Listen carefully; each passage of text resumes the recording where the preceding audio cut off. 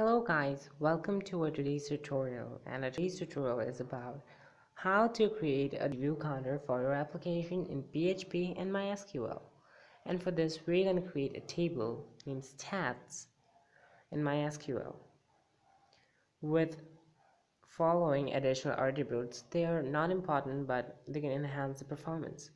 And the first column will be ID with data type integer and with several additional attribute. Second column, page views with int and unsigned additional attribute. And finally, date with varchar 50 and column. And that's now done, and it's a final SQL query of the table. Execute it and create a table. Then we'll continue to the PHP.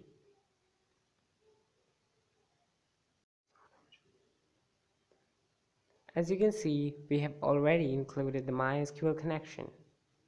And now, let's get started. First of all, we're going to create a date variable that will store the date. So $date equals to date.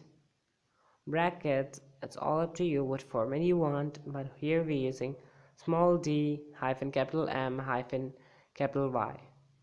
And after this, we're going to create a query that will look for the data in the MySQL database for the date that we have provided, or the today's date provided by the machine.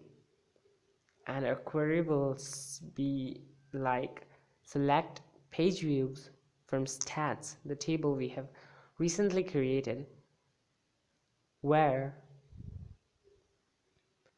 date equals to $date. Make sure to put it inside the quotes. Now we'll execute the query with assigning a variable to it, that's $data. $data equals to $con, the object operator, query, and we'll put the query inside it. And after this, we're gonna add a conditional block. This is really important because if the row exists, we need to update the data, and if don't exist, we'll create a new row for insertion. This is the most important step, and we're going to compare the num rows value received from the MySQL result object with 0. If equals to 0, that means we don't have the row of the current date, and if have, then we need to update the data in it. So let's do it. First of all, we're going to write the code when the row will not be existing, and we're going to create a query for it to insert the data. So query $query equals to insert into stats brackets page views comma date. We're inserting date too because we always fetch the data using date by validating it through date. And we're finally gonna put the values inside it, and the value for the page views will be 1 as initial value, and date finally, and we'll execute the query now. Until now, we have successfully created a row for today's date, and now if somebody else visited the page, all we need to do is to update the number of page views by 1. Then we'll need to update data inside the row. And now let's move to the else block, where what we're going to do is we're going to update the page views. We don't need to do any updates or perform any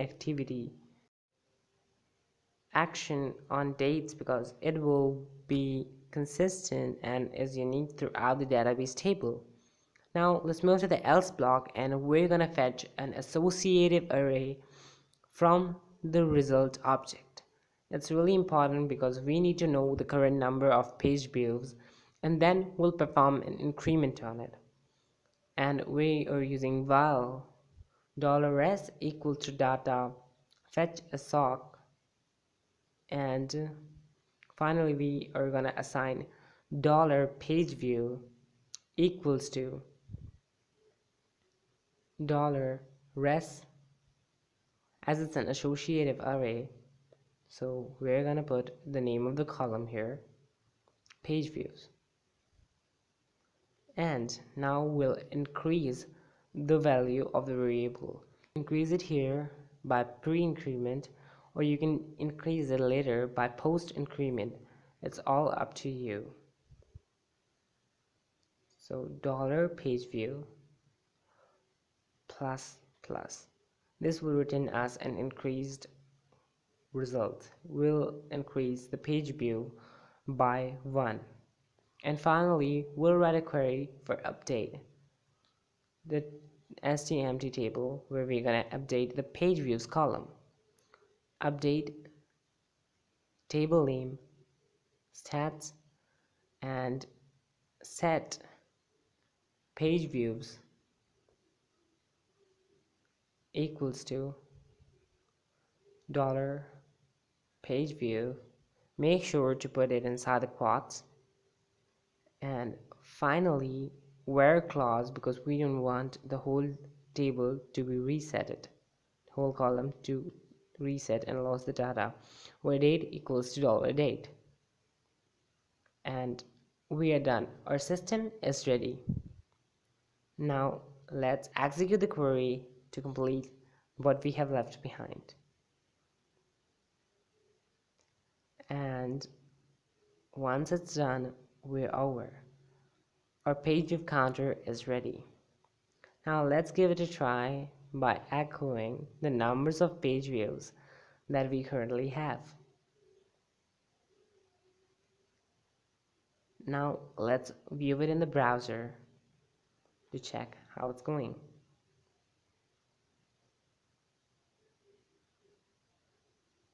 Now it will show 2 because first of them it was not suitable.